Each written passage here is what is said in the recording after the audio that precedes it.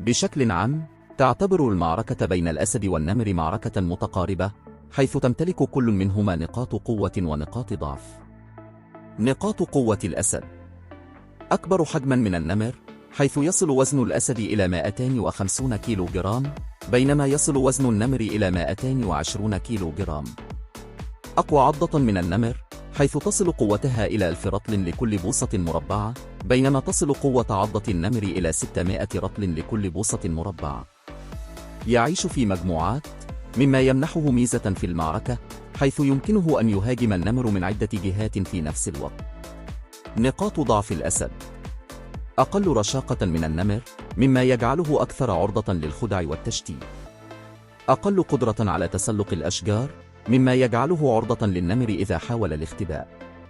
نقاط قوة النمر: أكثر رشاقة من الأسد، مما يجعله أكثر قدرة